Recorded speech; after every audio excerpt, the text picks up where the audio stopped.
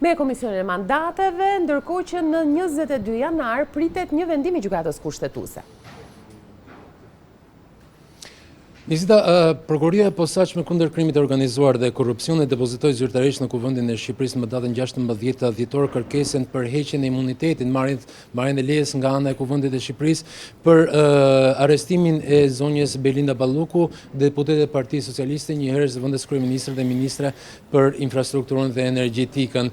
Në mbledhjen e datës 19 dhjetor u bë kjo mbledhja e parë e Këshillit të Rregullores Mandateve dhe Imuniteteve, ku nuk kishim një produkt një ndërprerje pas rreth 5 orë debate për sa i përket procedurave që duhet ndiqen në Këshillin e Rregullores Mandateve dhe Imunitetit, nuk pati një vendimarrje, u ndërprer mbledhja dhe nuk ka një datë fikse të caktuar se kur do të mbledhet mbledhja e Këshillit të Rregullores Mandateve dhe Imuniteteve.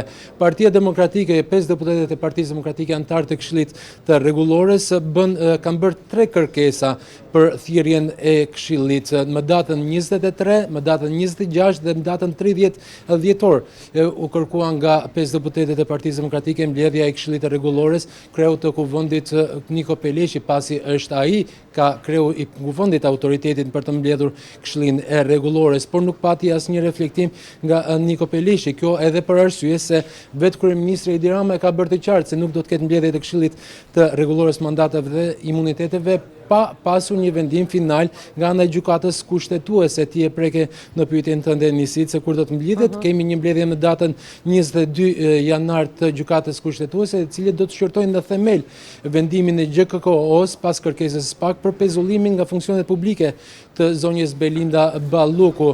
Pritet pra një vendimarrje e gjykatës kushtetuese. Vendimi dihet që vetëm në datën 22 do të nisë shqyrtimin në themel i çështjes, por se kur do të kemi një vendim final nuk dihet ende se kur do të kemi një vendim final nga gjykata kushtetuese për sa i përket vendimit për pezullim të Belinda Balluku nga funksionet publike. Ndërkohë Nisit më lejo të njoftoj se Partia Demokratike, 5 deputetët e Partisë Demokratike antar të Këshillit të Rregullores Mandateve dhe Imuniteteve kanë depozituar sërish një kërkesë kreu të Kuvendit Niko Peleshit për mbledhjen ditën e nesërme të Këshillit të Rregullores Mandateve dhe Imuniteteve për të shqyrtuar pikërisht kërkesën e SPAK për heqjen e mandatit të deputetes së Belinda Ballukut.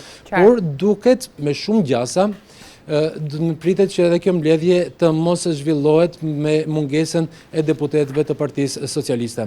Faleminderit shumë Ergys për raportimin. Faleminderit ju.